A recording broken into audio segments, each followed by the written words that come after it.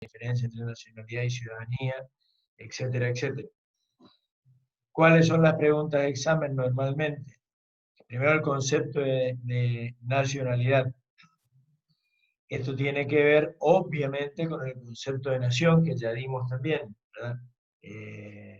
Cuando hablamos de Renan, cuando hablamos de Mancini, cuando hablamos de la identidad que tiene que haber entre un cierto grupo de personas para constituir un colectivo particular con ciertas características, que eso es la nacionalidad. Podemos discutir cuáles son esas características, si las objetivas, las subjetivas, más de lo subjetivo, más de lo objetivo, pero en general lo que todo el mundo coincide en que hay algo más subjetivo, más objetivo, que nuclea, que identifica, que hace diferente a un grupo de personas que habitan en un territorio determinado, que deciden emprender un destino común, que tienen tradiciones, que tienen historia, que tienen deseo de continuar unidos. Digo, por esto, deseo de continuar unidos, uno de estos parece que casi de telenovela, y no es así.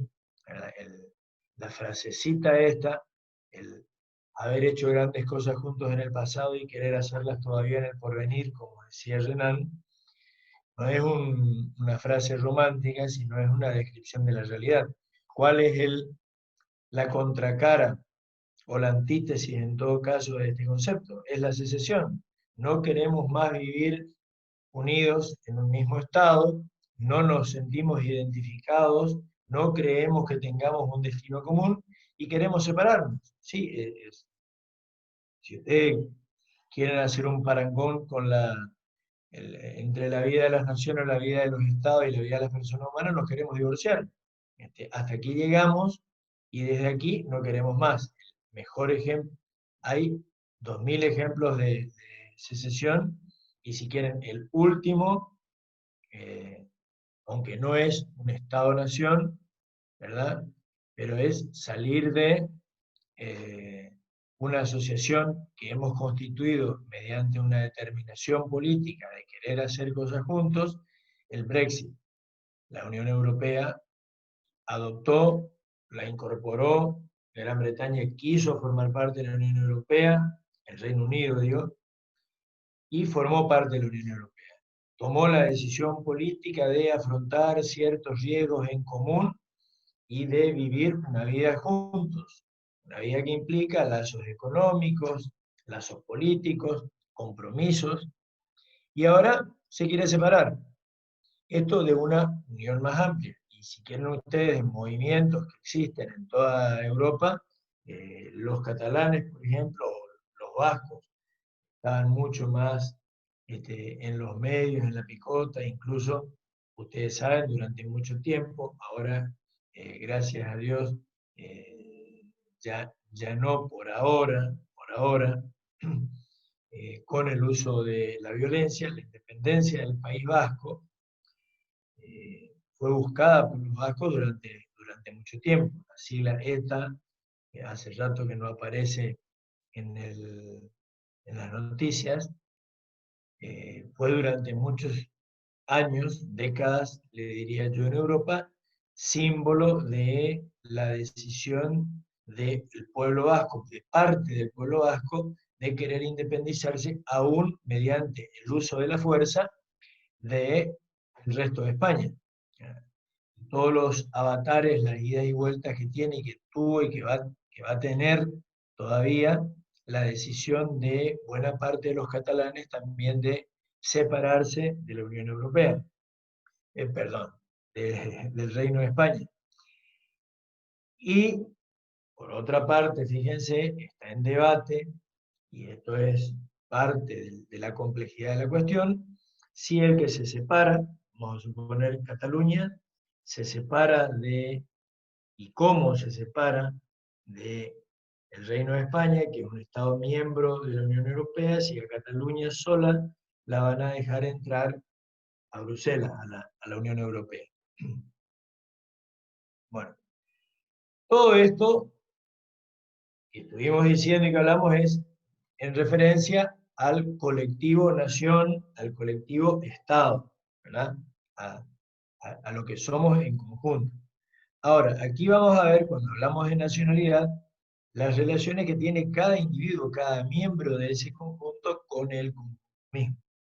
Y entonces, los autores por eso definen a la nacionalidad como la relación jurídico-política, y hay que subrayar esto de política, que une a una persona física con la nación o el Estado. ¿Y por qué subrayo también lo de persona física? Porque otro capítulo aparte es el de discutir si las personas jurídicas, ahora acuérdense, en la nueva terminología ya no tenemos que decir, eso refleja nuestra antigüedad, personas humanas.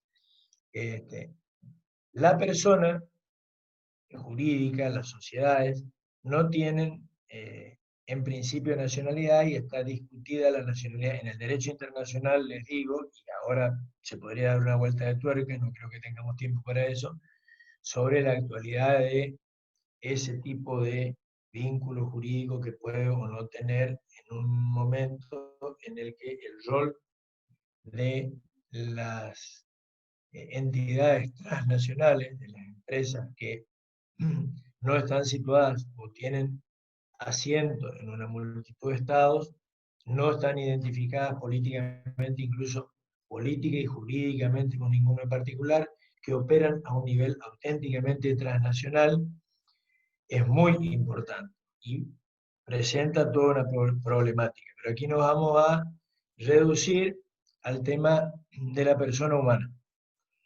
Juan Pérez, cualquiera de nosotros, tiene un vínculo jurídico, político con el Estado.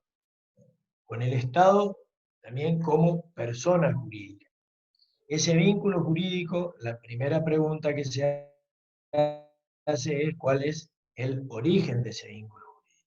Ese vínculo jurídico puede ser natural y que se da en el movimiento, en el momento del nacimiento de la persona. Esto es lo que se conoce como nacionalidad de origen, ¿verdad? Pregunta de examen esta, ¿qué es la nacionalidad de origen? La nacionalidad de origen es la nacionalidad que la persona adquiere en el momento de nacer.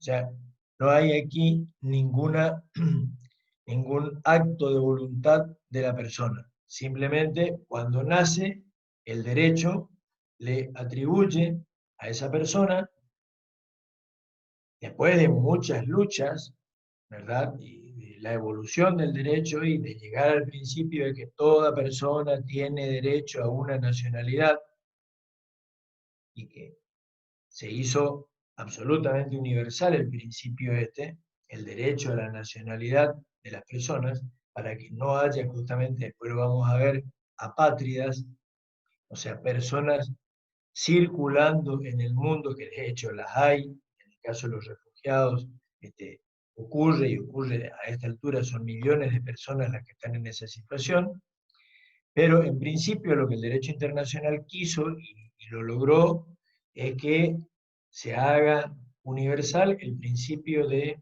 que no puede existir una persona sin nacionalidad, sin que, ahora lo vemos. La nacionalidad de origen entonces es la nacionalidad que la persona adquiere en el momento de nacer. Aquí hay dos criterios. ¿Qué nacionalidad le damos a una persona en el momento en que nace? Los criterios son darle la nacionalidad del territorio en el que nace, ¿verdad? Toda persona que nace en un territorio tiene la nacionalidad de ese territorio. Y el otro criterio, esto es lo que se llama, viene ya desde los romanos, el ius soli, y la otra persona, el otro criterio es el ius sanguinis, o sea, el derecho de la sangre.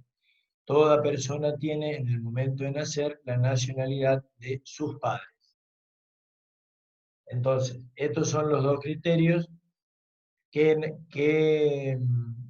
nacionalidad se le da a una persona en el momento de nacer, o cuáles son los criterios para otorgar la nacionalidad de origen? El ius soli y el ius sanguinis. Darle a la persona la nacionalidad del territorio donde nace, o darle a esa persona la nacionalidad que tienen sus padres. Problema que se nos presenta, por eso siempre no hay, a esta altura también del desarrollo, después de haberse discutido en el derecho internacional y en los derechos nacionales, el tema de cuál de los criterios esto adoptar. Todos los sistemas jurídicos adoptan en realidad en la práctica un sistema mixto, habida cuenta de que si no funciona un criterio se toma el otro. Todas las personas tienen el derecho, digo, la nacionalidad de sus padres, y si los padres no tienen derecho porque los padres son apátridas, en el momento en que el chico nace, ¿qué hacemos? Le otorgamos subsidiariamente la nacionalidad del territorio donde nace. Esto es lo que establecen las reglas de todos los países que fijan el ius sanguinis. Fíjense, ejemplo típico hoy de España.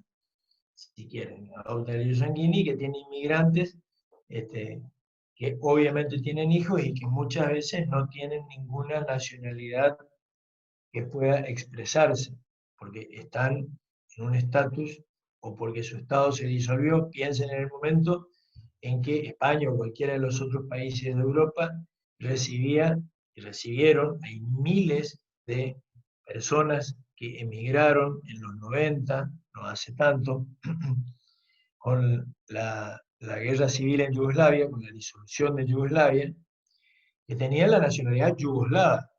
La nacionalidad yugoslava dejó de existir. Se disolvió Yugoslavia y ahora uno puede ser serbio, bosnio, croata, esloveno, pero yugoslavos no existen más.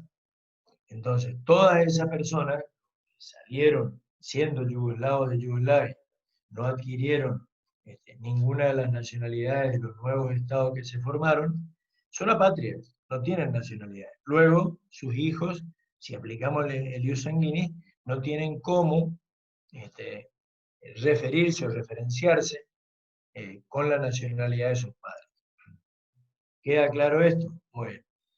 Esto es la nacionalidad de origen.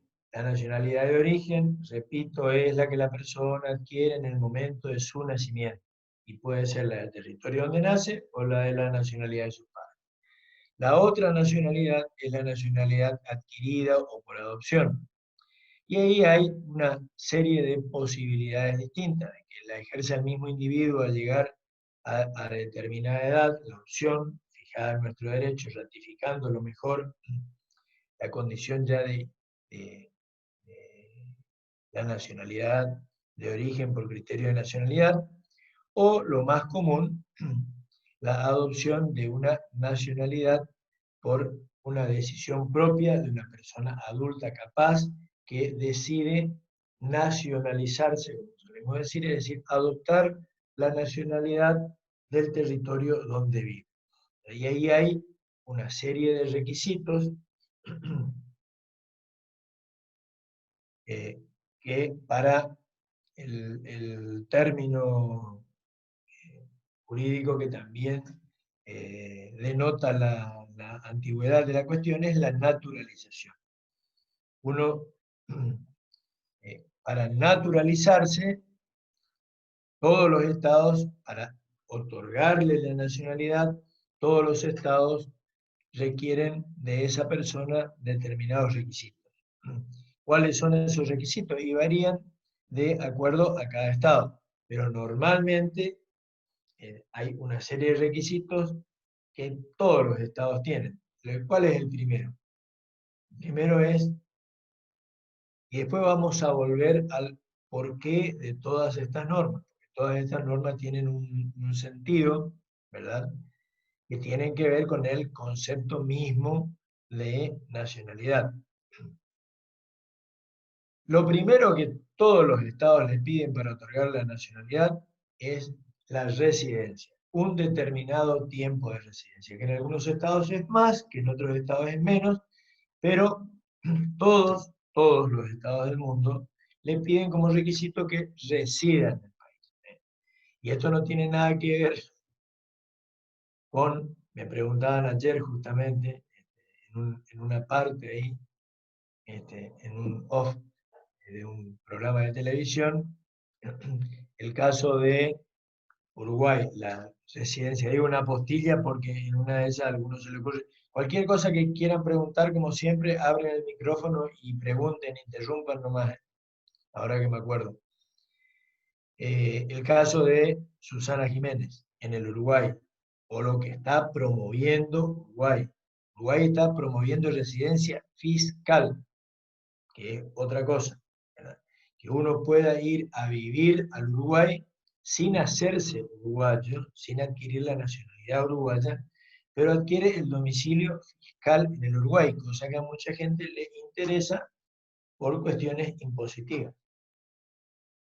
Después discutimos si eso es lícito o no lícito, ético o no ético. Lícito es si es legítimo, ¿verdad? Que yo, a efectos de pagar menos impuestos o no pagar impuestos, no pagarle impuestos al Estado argentino, me constituyo mi domicilio fiscal en el Uruguay y para eso el nuevo presidente uruguayo, nuevo del año pasado, cambió la regla, dictó un decreto que levantó mucha polvareda y dice que si usted reside durante el año 60 días en el Uruguay, con lo cual dirían los argentinos, va y gasta la plata que gana en la Argentina, 60 días la gasta en el Uruguay, se va a Punta del Este, o tiene un campito como tiene Susana, no sé si campito más grande, más chico, y una inversión también con un índice que tiene el decreto, que en la actualidad y el precio el peso uruguayo de hoy son más o menos 380.000, 400.000 dólares. Pero con eso usted adquiere domicilio fiscal en el Uruguay y pasa a ser un contribuyente del Estado uruguayo, lo que no quiere decir que usted ha adquirido la nacionalidad uruguaya, que es otra cosa, ¿eh? Le digo porque ya me lo preguntaron fuera del área académica, digamos, ¿no? Del ámbito de la facultad, pero la consulta es válida, porque realmente muchos creen, o creyeron particularmente a lo mejor, que Susana Jiménez se hizo uruguaya, cuando ahora no, lo que se hizo fue contribuyente del Estado uruguayo, dejó de. Pequeño problema, y no vamos a entrar en esto, los que dieron finanzas, y si no cuando den finanzas, planteenle el problema a la cátedra de finanzas, si al anotarse como contribuyente uruguayo deja de ser contribuyente argentino. Y esta es una cuestión bastante vidriosa, hay que tramitarla, hay que darse la baja como contribuyente argentino y no siempre es tan fácil. Si no, lo que le puede pasar, y creo que le va a pasar a unos cuantos, es que van a tener doble residencia tributaria y los dos estados le van a querer cobrar sus impuestos. Y en lugar de salirles más barato, le puede terminar saliendo más caro, y además en todo esto hay un montón de posibilidades de cometer infracciones, por lo menos a las normas tributarias, e incluso delitos. Así que, en todo caso, para hacer cualquiera de estas cosas hay que, primero, yo no lo aconsejo desde el punto de vista ni político, ni moral, ni ético, ni nada que se lo parezca. Entonces, ¿cómo? Y lo aprovecho para pasar un aviso que siempre paso, como tenemos un montón de amigos, especialmente amigos de Galucci, que tienen autos de alta gama, que viven en Corrientes, que utilizan toda la infraestructura del municipio de Corrientes, las calles de Corrientes, los semáforos de Corrientes, los inspectores de tránsito de Corrientes, todo lo que los contribuyentes del municipio correntino estamos poniendo para que la ciudad esté limpia, sea sana, esté iluminada, las calles estén arregladas, etcétera, etcétera. Pero, como el municipio de Corrientes cobra un poquito más de 2 pesos por su auto de alta gama, 0 kilómetros, entonces estos buenos conciudadanos correntinos van y anotan el auto o hasta cambian de domicilio y se domicilian en Riachuelo o en algún otro de los municipios cercanos que le cobra impuestos más baratos.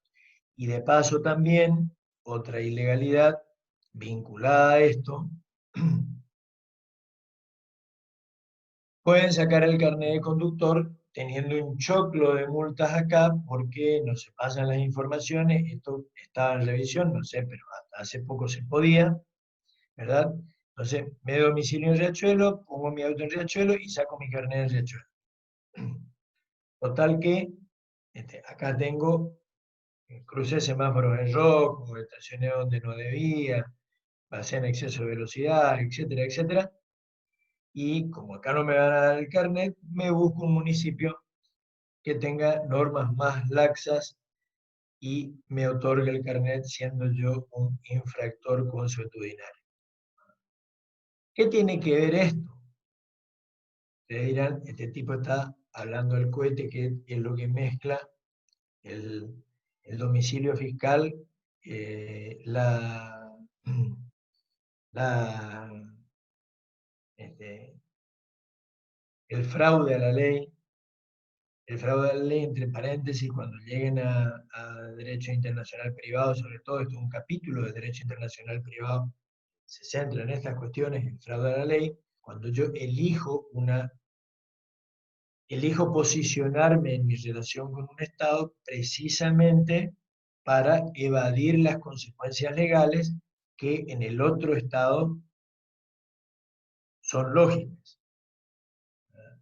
Por ejemplo, en la época en que en la Argentina no había divorcio, yo tenía domicilio en la Argentina, mi futura cónyuge tenía domicilio en la Argentina, o sea que lo que correspondía era que nos casáramos en la Argentina y tengamos nuestro domicilio matrimonial aquí, pero como aquí no había divorcio, y por las dudas, si yo el día de mañana me quería divorciar, me iba y me casaba en el Paraguay, ¿eh? O en algún lugar, en alguna isla paradisíaca de Centroamérica, o en Miami, o en algún lugar donde hubiera divorcio vincular, de tal manera que ataba mi vínculo jurídico matrimonial al derecho de un Estado que no era el mío, que no era en el que yo residía, que no era violando, o sea, mejor dicho, engañando, de ahí lo de fraude a la ley, engañando mi propia legislación. Todo esto tiene que ver con el concepto de la nacionalidad. ¿Por qué? Porque la nacionalidad debe ser, esto es lo que quiere el derecho internacional, una relación real y efectiva. Estas son las dos palabritas que dice la Corte Internacional de Justicia en el caso Note, ¿verdad? Que también es pregunta de examen. Un fallo de la Corte sobre el tema de nacionalidad. La relación entre la persona y el Estado tiene que ser real y efectiva. ¿Qué quiere decir? Que yo no puedo ir 2 meses a un Estado, tener adoptar la nacionalidad de ese Estado fraudulentamente y después decir yo soy nacional de ese Estado, pero también soy nacional del otro. Esto tiene que ver con el otro punto del programa, que es la doble múltiple nacionalidad. Que puedo tenerla, pero por derecha, y cuando los estados me lo admiten, ¿verdad? Cuando la legislación de cada estado admite que yo tenga la nacionalidad del estado A y también y paralelamente la nacionalidad del estado B, esto es absolutamente legal. Distinto es que yo vaya y obtenga la nacionalidad de un estado cualquiera fraudulentamente. Me voy, estoy 2 días, digo, me miento o no, depende. ¿Por qué es importante esto? Porque la nacionalidad habilita justamente a la protección diplomática. Habilita, y ahora lo estamos viendo, con esto de la repatriación de los argentinos que están en distintos lugares del mundo, habilita a que yo, ciudadano, le pida a mi Estado que me proteja. No es que yo estoy en el exterior, tengo cualquier problema y mi Estado el Estado del cual yo soy nacional, tiene la obligación de protegerme. Y justamente el otro Estado, el Estado en el cual yo tengo el problema, de última le va a llamar lo va a llamar a mi cónsul, lo va a llamar a mi embajador y le va a decir, venga para acá, acá hay un nacional suyo que tiene este problema. Para eso hay una contracara que no siempre se cumple. O sea, el Estado debe notificar también de cualquier problema. El Estado donde el nacional reside o está en tránsito, debe comunicarle al Estado del cual él es nacional la situación en la que se encuentra esa persona. Caso típico que no se cumple, está en todas las convenciones, si un nacional argentino comete un delito en Estados Unidos, en cualquiera de los estados de Estados Unidos, ese estado o Estados Unidos le debe notificar al Estado argentino que fulanito de nacionalidad argentina está detenido y procesado por un delito y ¿para qué? Diría usted. ¿Para contarnos nomás, para chisme? No, para que el Estado ejerza la defensa en juicio de ese individuo si así lo considera necesario. Si ese individuo no tiene recursos, ese nacional mío no tiene recursos, el consulado, la embajada, la representación diplomático-consular, ahora vamos a ver las diferencias, se encarga justamente de proteger a esa persona. Esta es una de las funciones más importantes de los agentes diplomáticos y a la vez es una de las consecuencias más importantes de la nacionalidad.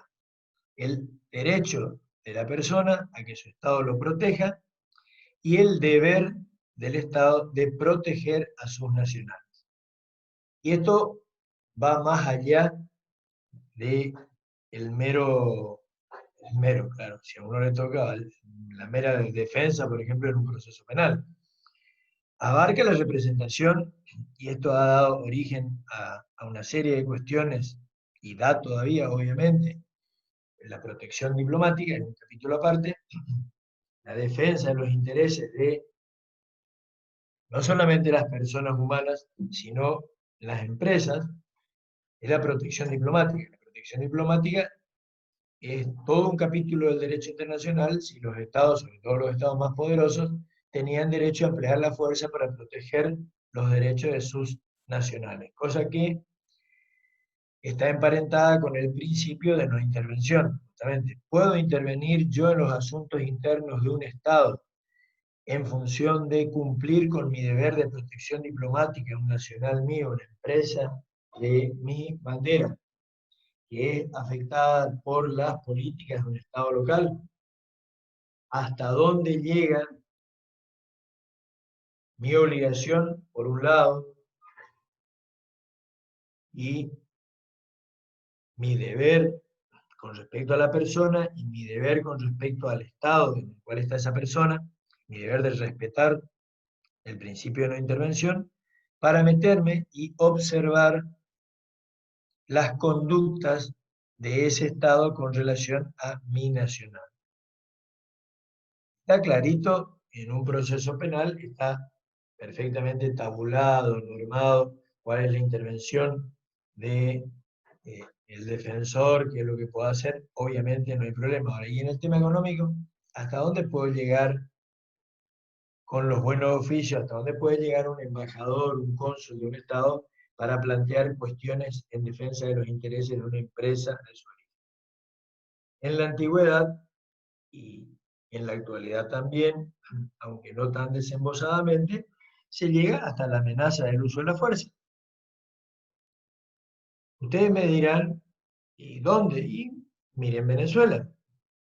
Más allá de los líos que pueda tener Venezuela adentro, justamente el desorden interno de un Estado fue siempre, en la historia, el motivo, la causal, la excusa, a veces cierta y otras veces exagerada, para que los estados poderosos intervengan en el territorio de los estados más débiles para defender, entre comillas, los intereses de sus nacionales y hasta la ocuparan territorialmente.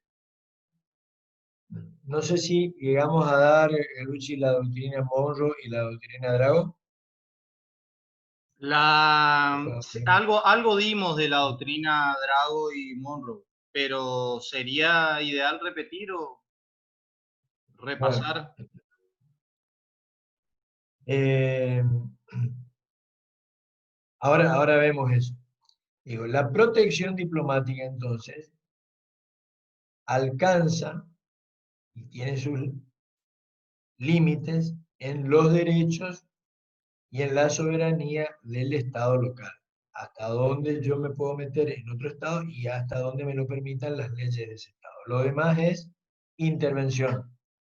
Esto es lo que ocurrió justamente, y fíjese, pobre Venezuela le toca siempre, en 1902, que motivó la intervención de las potencias en Venezuela en 1902, motivó lo que conocemos como doctrina Drago, y ahora yo traje a colación esto porque cuando se está pretendiendo, Estados Unidos más que nadie, pero Brasil también, y la Argentina, algún gobierno argentino reciente, un poco de soslayo, pero también intervenir en las cuestiones de un Estado sobre pretexto del desastre en que ha incurrido la administración de ese Estado. Estas son cuestiones que tienen que quedar claro, reservadas a la administración del Estado en cuestión. Y los demás estados no debieran inmiscuirse, salvo, y eso genera todo otro tipo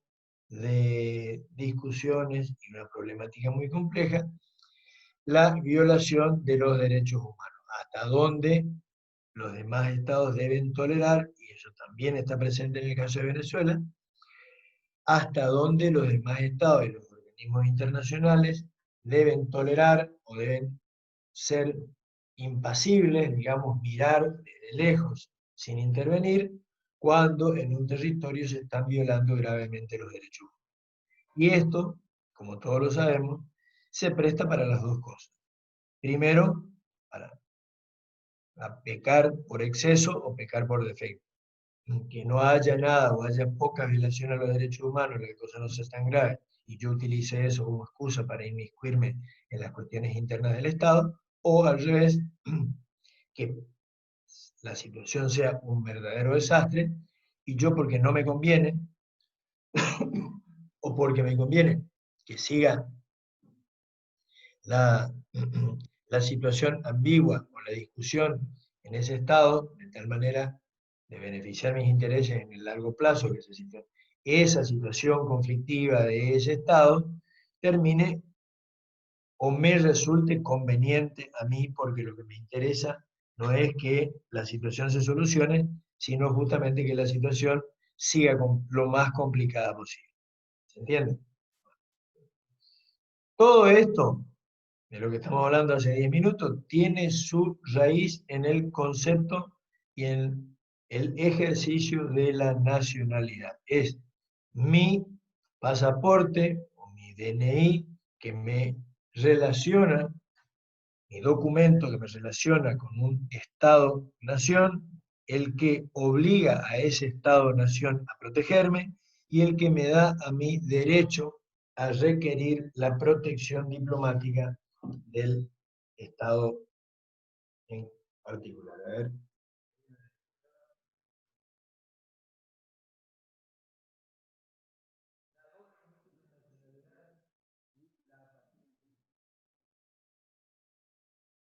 Eh,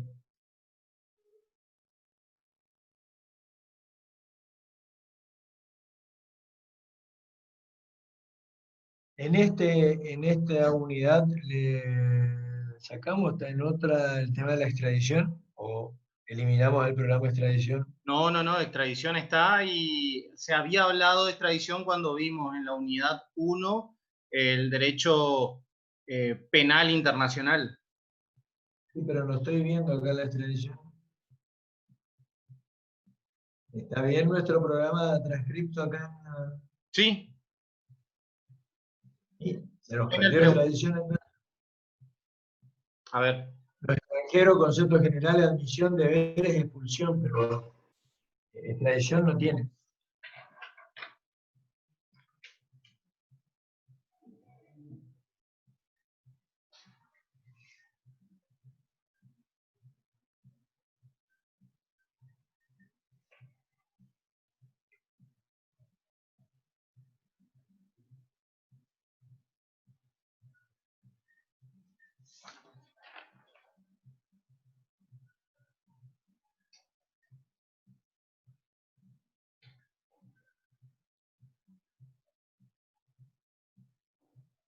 No, creí que tenía Pero un brollo. en el preguntero está la pregunta de extradición, ¿qué es la extradición? Evidentemente se nos chispoteó acá en la transcripción en el programa este, así que hay que corregir el error, el faltante este, porque por ahí algún alumno leguleyo que va a ser un buen abogado ya va a practicar y diciéndonos, por ahí no suele decir, profe, ¿cómo me va a hacer esta pregunta que no está en el programa? Es un tema que no está en el programa y ocurre. El otro punto que está aquí es la doble o múltiple nacionalidad y la apatridia. La apatridia ya la tocamos recién. ¿Qué es la apatridia? La apatridia es la condición de una persona que no tiene nacionalidad. La falta de patria, como textualmente o etimológicamente el origen de la palabra. Sin patria. ¿Por qué se puede dar esto? Se puede dar por múltiples razones. Primero, por una persona que nace en un país que tiene como regla el ius sanguinis y es hijo de padre desconocido. O sea, que dijimos el ius sanguinis, el hijo adquiere la nacionalidad de los padres. Si no sé quiénes son los padres, ¿qué nacionalidad le damos al niño? Ese niño, en principio, no tiene patria. Por eso, todos los regímenes estos dicen que en esos casos, el niño adquiere la nacionalidad del territorio donde nace. Se puede dar por el otro caso que dijimos. Yo soy nacional de un Estado y ese Estado se disuelve, deja de existir. Mi punto de referencia era ese Estado, Yugoslavia, donde yo tenía y era nacional de ese Estado, y ese Estado no existe más. Entonces luego mi nacionalidad no existe más. Se puede dar como pérdida de la nacionalidad, como sanción. ¿Verdad? Hay legislaciones, la nuestra en la época de la dictadura militar, este, algunos delitos, algunos actos tenían como consecuencia, además de otras sanciones penales, la de pérdida de la nacionalidad. Estas son las sanciones que las convenciones internacionales sobre nacionalidad y las reglas del derecho internacional impiden o pretenden que no existan, justamente. O sea, la regla sería, el mensaje, mire, sanciónelo de cualquier manera a su ciudadano. Ahí ahora que me acuerdo faltó la distinción entre nacionalidad y ciudadanía. Sanciónelo de cualquier manera a su ciudadano, pero no le quite la nacionalidad, no se haga, hablando mal y pronto de Estado a Estado, no se desentienda de la relación que usted tiene. El señor este pudo haber cometido todos los delitos que cometió, pero sigue siendo nacional suyo y usted tiene deberes para con esta persona. Lo mismo que estudiamos, entre paréntesis, no sé si lo dijimos, pregunta de examen también en la bolilla anterior, en Derecho del Mar, es la nacionalidad de los buques. Hablamos de la nacionalidad de los buques y de la bandera de conveniencia. Ahora hacemos No, Tito. un breve, ¿no? Bueno, recordémoslo ahora entonces en un rato. La, la apatridia entonces es la condición de falta o pérdida de la nacionalidad. Y el derecho internacional busca subsanarlo, aunque sea dándole, en el caso transitorio, justamente un pasaporte de refugiado a esa persona. Y la doble nacionalidad es la que seguramente muchos de ustedes ya son expertos en esto, se hicieron el trámite para obtener la doble nacionalidad española, italiana, alemana, francesa. Este, un fenómeno que tiene mucho que ver con, en el caso nuestro, con nuestro origen de país de inmigración y la posibilidad que tienen los estados que tienen como criterio la nacionalidad por la vía de la sangre, porque no lo dijimos, ¿A qué obedecen estos criterios establecidos en las legislaciones? Todo esto con fines del siglo XIX, comienzo del siglo XX.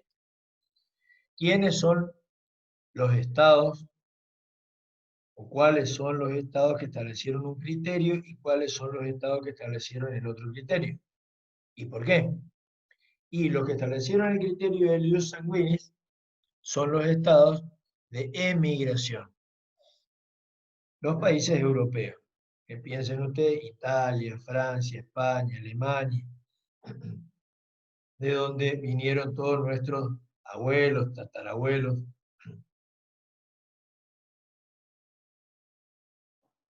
¿Qué le interesaba a todos estos estados? Primero, el tener un vínculo permanente, el continuar teniendo un vínculo permanente con las personas que, aún yéndose de su territorio, residían en un montón de lugares del mundo, pero podían servirle de vínculo de todo tipo. Piensen ustedes, el vínculo, mero vínculo cultural de tener presencia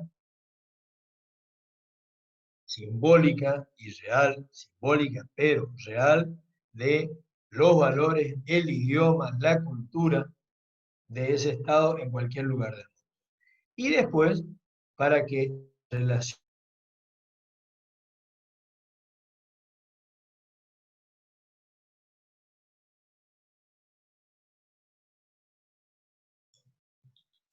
Tito, no se te escucha. Ahí está. No.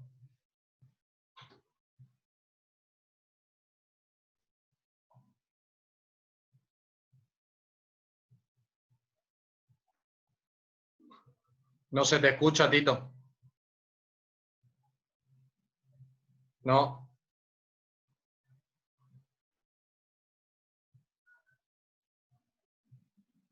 Nada.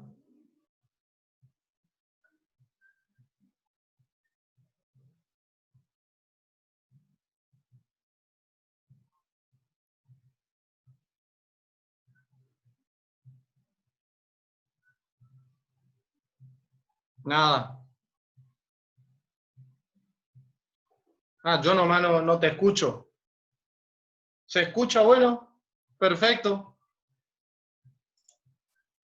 Yo, yo no te escucho nada, en absoluto. Dame la clase por teléfono. No te escucho nada, no me digas nada porque no te escucho. Vos sí me escuchás, yo no te escucho. Mejor que te escuchen los otros, no yo. Bueno, siga dando la clase, doctor.